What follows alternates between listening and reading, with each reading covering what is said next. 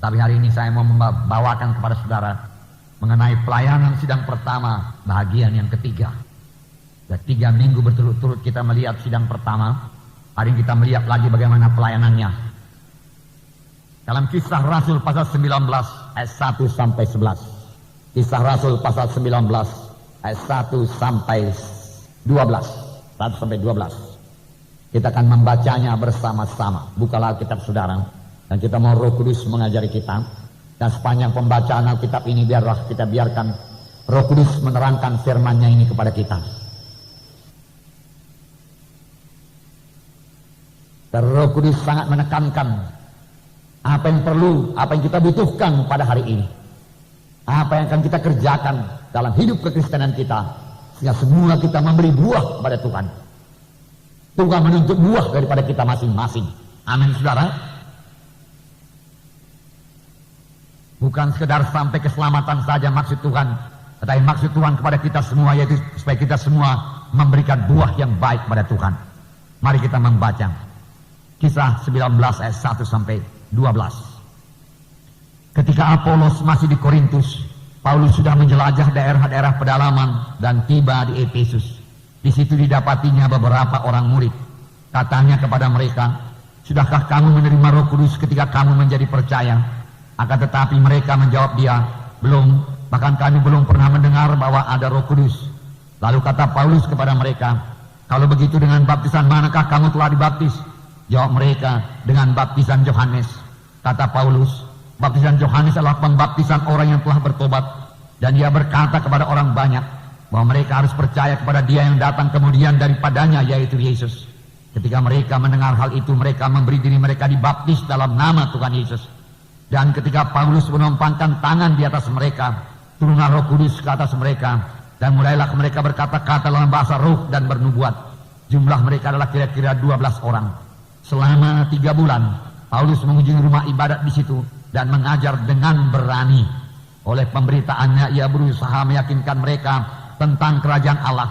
Tetapi ada beberapa orang yang tegar hatinya. Mereka tidak mau diyakinkan, malah mengumpat jalan Tuhan di depan orang banyak. Karena itu Paulus meninggalkan mereka dan memisahkan murid-muridnya dari mereka. Dan setiap hari berbicara di ruang kuliah Tiranus. Hal ini dilakukannya 2 tahun lamanya. Sehingga semua penduduk Asia mendengar firman Tuhan, baik orang Yahudi maupun orang Yunani. Oleh Paulus Allah mengadakan mujizat-mujizat yang luar biasa. Bahkan orang membawa sapu tangan atau kain yang pernah dipakai oleh Paulus dan meletakkannya atas orang-orang sakit, maka lenyaplah penyakit mereka dan keluarlah roh-roh jahat. Puji Tuhan. Saudara, inilah pelayanan Paulus yang sangat bersemangat. Pelayanan Paulus, saudaraku, yang tidak separuh jalan. Pelayanan Paulus yang dilaksanakannya sampai tuntas, sampai jiwa-jiwa menjadi murid sungguh-sungguh. Saudara, di sini dikatakan Paulus sampai di Efesus. Dahulu Efesus ini dilarang oleh Tuhan karena Efesus terletak di Asia. Pada perjalanan Paulus yang pertama, Paulus mencoba masuk ke Asia, tetapi ditegah oleh Roh Kudus. Syukurlah Paulus mendengar suara Roh Kudus dan mematuhi suara Roh Kudus. Ini merupakan kunci kepada kita untuk berhasil dalam pelayanan. Seharusnya semua anak-anak Tuhan harus mendengar suara Tuhan dan mematuhi suara Tuhan. Amin, saudara. Firman Tuhan berkata, "Domba-dombaku mengenal suaraku." Bukan hanya mendengar suaraku, tapi mengenal. Suara siapa itu? Suara Tuhan Yesus atau suara roh-roh jahat yang lain? Bagi anak-anak Tuhan, kita harus mengenal suara Yesus. Kita harus mengenal suara Roh Kudus dan mematuhi suara Roh Kudus. Inilah kunci keberhasilan pelayanan Paulus. Sebab dari mulanya, ketika Paulus bertemu dengan Yesus waktu itu dia masih bernama Saulus jalan ke Damsyik. "Siapakah engkau Tuhan?" "Akulah Yesus yang kau aniayakan. Apakah yang kau mau supaya aku perbuat?" Dia sudah bertanya kepada Tuhan, "Apa yang mau aku perbuat, yang kau kehendaki supaya aku perbuat?" Dia sudah menetapkan hatinya untuk patuh kepada Tuhan, untuk taat kepada Tuhan. Taat kepada Tuhan kunci kepada keberhasilan. Tuhan berkata jangan masuk Asia, dia tidak masuk Asia. Karena waktu itu, karena saya mengatakan kepada saudara-saudara ada waktu Tuhan. Tuhan tahu daerah mana yang sudah siap diinjili, mana yang belum siap untuk diinjili. Tuhan tunggu sampai matang dulu. Roh Kudus bisa mempersiapkan jiwa-jiwa.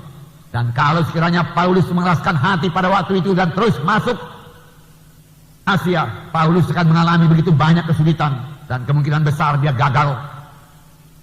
Kita perlu mendengarkan suara Tuhan. Sekarang ini pun kita perlu mendengarkan suara Tuhan. Sensitiflah saudaraku pada suara Tuhan. Penuhi hati saudara dengan firman Tuhan, karena Tuhan juga bicara melalui firman-Nya.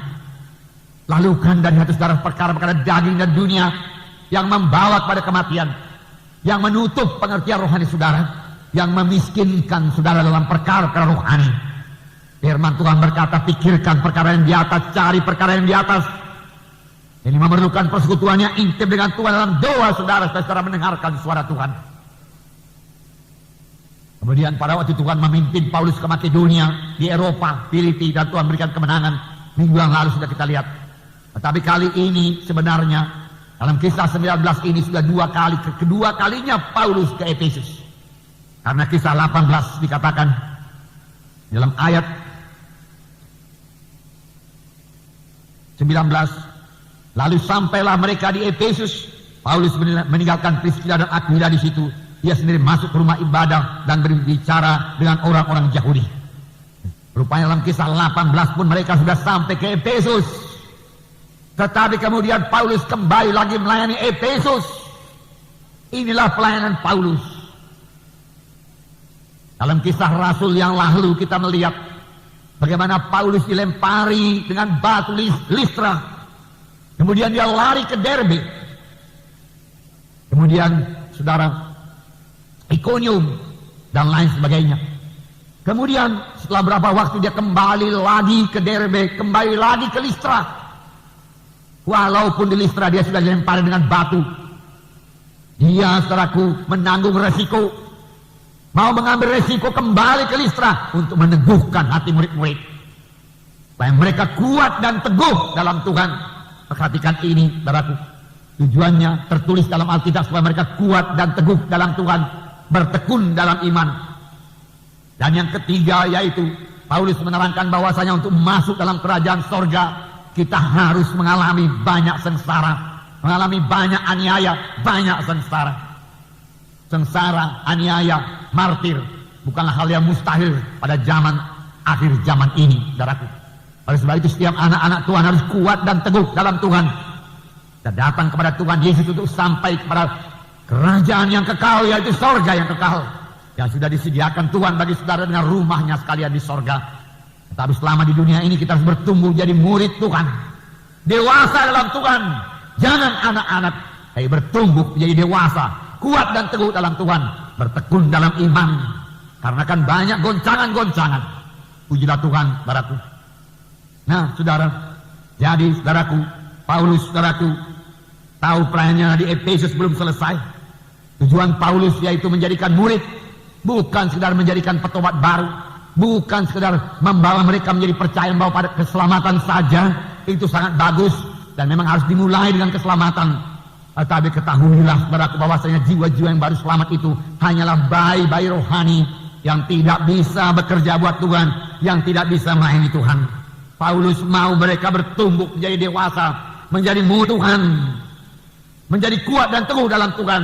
Oleh sebab itu dia kembali lagi ke Efesus, bahkan yang menjelajah daerah-daerah pedalaman. Inilah semangat Paulus, inilah roh yang menyala-nyala yang ada pada Paulus, gerakan Roh Kudus yang luar biasa yang ada pada Paulus. Dan Roh Kudus yang luar biasa masih bekerja dalam kita sekarang. Bergeraklah, tidak ada yang mustahil, saudaraku.